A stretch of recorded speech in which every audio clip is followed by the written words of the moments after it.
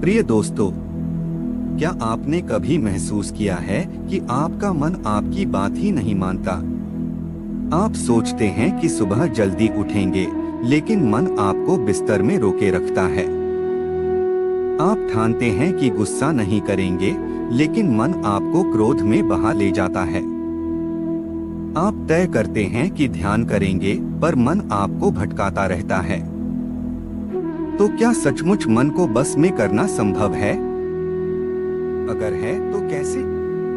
मनुष्य का सबसे बड़ा संघर्ष बाहरी संसार से नहीं, बल्कि अपने ही भीतर से होता है। यह संघर्ष शरीर से नहीं, परिस्थितियों से नहीं, बल्कि मन से है। मन को नियंत्रित कर लेने वाला व्यक्ति संसार पर विजय पा सकता है, और मन के वश में रहने वाला व्यक्ति चाहे कितनी भी बड़ी उपलब्धियां क्यों न प्राप्त कर ले, भीतर से अधूरा और अशांत ही रहेगा।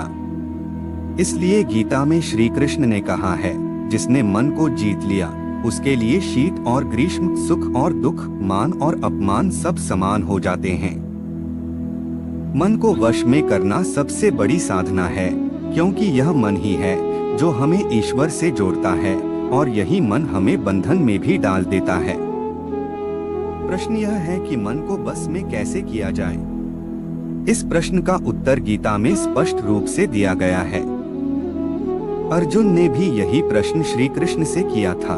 उन्होंने कहा था, हे माधव, यह मन तो अत्यंत चंचल है, बलवान है, दुर्निवार है। इसे वश में करना वायु को रोकने के समान कठिन है। श्री कृष्ण ने उत्तर दिया, अभ्यास और वैराग्य के द्वारा मन को वश में किया जा सकता है। यही गीता का मूल संदेश है। अब आइए विस्तार से समझें कि मन को बस में करने के उपाय क्या हैं, और जीवन में उन्हें कैसे अपनाया जा सकता है। अभ्यास का महत्व। मन को नियंत्रित करने का पहला उपाय है अभ्यास। अभ्यास का अर्थ है निरंतर प्रयास। मन बार बार भटकता है, बार बार गलत दिशा में भागता है, लेकिन हमें धैर्य नहीं खोना चाहिए। जैसे कोई बच्चा पहली बार चलना सीखता है तो कई बार गिरता है, फिर उठता है। धीरे धीरे अभ्यास से वह स्थिरता से चलने लगता है। वैसे ही जब हम मन को वश में करने का प्रयास करेंगे तो यह बार बार भटकेगा, लेकिन धीरे धीरे अभ्यास से यह हमारे नियंत्रण में आ जाएगा। अभ्यास का अर्थ है अपने मन को बार बार सही दिशा में लगाना। जब भी मन बुरे विचारों की ओर जाए, उसे तुरंत अच्छे विचारों की ओर मोड़ देना। जब भी मन चिंता में डूबे, उसे विश्वास की ओर ले जाना। जब भी मन आलस्य में डूबे, उसे कर्म की ओर ले जाना। यही निरंतर अभ्यास है। वैराग्य का मार्ग। मन को वश में करने का दूसरा साधन है वैराग्य। वैराग्य का अर्थ है आसक्ति से मुक्त होना। संसार में हर वस्तु अस्थायी है। यह शरीर भी नश्वर है, संबंध भी अस्थायी हैं, परिस्थितियां भी बदलने वाली हैं। जब हम इन्हें स्थायी मानकर आसक्त हो जाते हैं तो मन चंचल हो जाता है। जब हमें कुछ मिलता है तो हम प्रसन्न हो जाते हैं, और जब खो जाता है तो दुखी हो जाते हैं।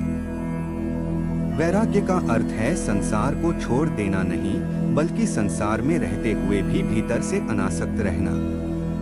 जैसे कमल का फूल कीचड़ में रहकर भी कीचड़ से अछूता रहता है, वैसे ही हमें संसार में रहते हुए भी उसकी आसक्ति से बचना है। जब हम यह समझ लेते हैं कि यह संसार अस्थायी है, तो मन स्थिर हो जाता है और वश में आ जाता है। ध्यान की साधना। मन को बस में करने का सबसे सरल उपाय है ध्यान। ध्यान का अर्थ है अपने मन को एकाग्र करना। जब हम अपनी आंखें बंद करके श्वास पर ध्यान देते हैं तो धीरे धीरे विचारों की भीड़ कम होने लगती है। मन शांत होने लगता है। प्रतिदिन कुछ समय ध्यान करने से मन पर अद्भुत नियंत्रण आता है। ध्यान के अभ्यास से हम जान पाते हैं कि हम मन नहीं हैं, हम आत्मा हैं। मन केवल हमारा साधन है। यह समझ आते ही मन पर पकड़ मजबूत हो जाती है। इसलिए नियमित ध्यान करना मन को नियंत्रित करने का अत्यंत प्रभावी साधन है। सत्संग का प्रभाव। मन जिस संग में रहता है वैसा ही बन जाता है। यदि हम बुरे संग में रहेंगे तो मन नकारात्मक विचारों से भर जाएगा। यदि हम अच्छे संग में रहेंगे तो मन सकारात्मक और पवित्र होगा। इसलिए सत्संग का महत्व बहुत बड़ा है। सत्संग का अर्थ है संतों की संगति करना, गीता का अध्ययन करना, भजन कीर्तन में भाग लेना। जब हम इन सब के संपर्क में रहते हैं तो मन स्वतः शुद्ध होता है। जैसे लोहे को अग्नि में डालने से वह अग्नि के समान चमकने लगता है, वैसे ही सत्संग से मन पवित्र और स्थिर हो जाता है। आत्मस्मरण। मन को वश में करने के लिए आत्मस्मरण आवश्यक है।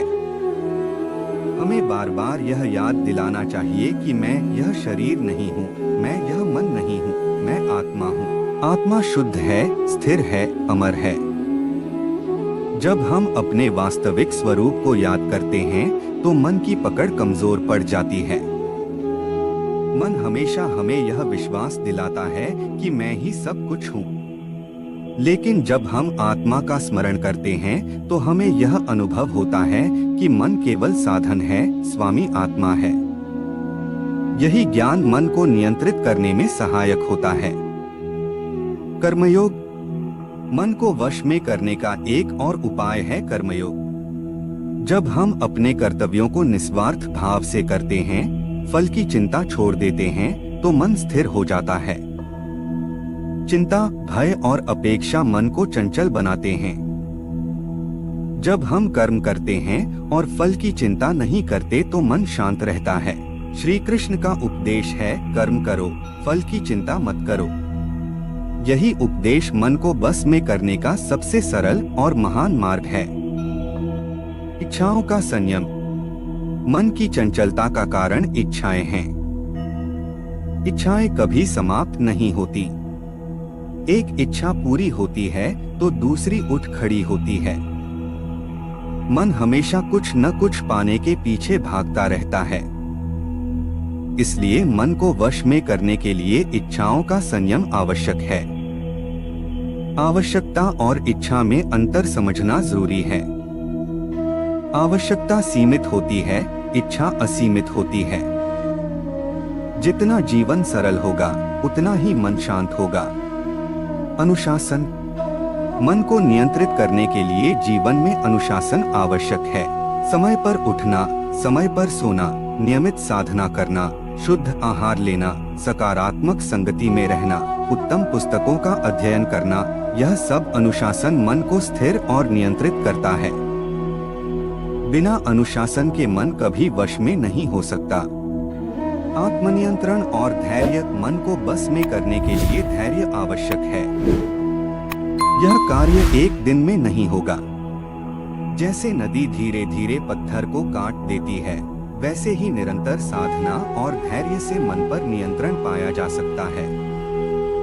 इसलिए हमें धैर्यपूर्वक अभ्यास करते रहना चाहिए। जिसने मन को जीत लिया उसने संसार को जीत लिया।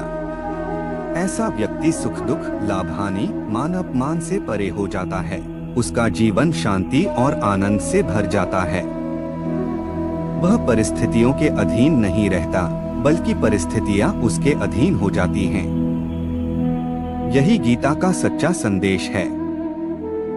इसलिए हमें आज से संकल्प लेना चाहिए कि हम अपने मन को वश में करने का अभ्यास करेंगे। हम प्रतिदिन ध्यान करेंगे, गीता का अध्ययन करेंगे, निस्वार्थ भाव से कर्म करेंगे, वैराग्य का पालन करेंगे और अपने जीवन को सरल बनाएंगे। धीरे धीरे मन शांत होगा, स्थिर होगा और हमारे नियंत्रण में आ जाएगा। जब मन वश में होगा तो जीवन में सच्ची शांति और आनंद का अनुभव होगा, जो किसी बाहरी वस्तु पर निर्भर नहीं होगा। यही जीवन का परम उद्देश्य है। यदि आपको यह संदेश अच्छा लगा और आप भी गीता के इस दिव्य ज्ञान को रोज सुनना चाहते हैं, तो हमारे साथ जुड़े रहिए। चैनल को सब्सक्राइब कीजिए, घंटी दबाइए और साथ मिलकर इस ज्ञान यात्रा को आगे बढ़ाइए।